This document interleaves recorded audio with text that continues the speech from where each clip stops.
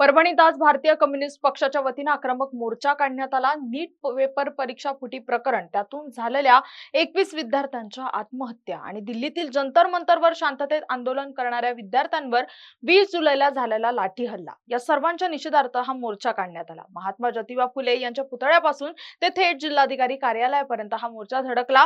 लाठी हल्ला करणाऱ्या या दोषींवर कडक कारवाई करावी आणि केंद्रीय शिक्षण मंत्री धर्मेंद्र प्रधान यांनी तात्काळ राजीनामा द्यावा, अशी जोरदार मागणी करत जिल्हाधिकाऱ्यांना निवेदन देण्यात आलंय।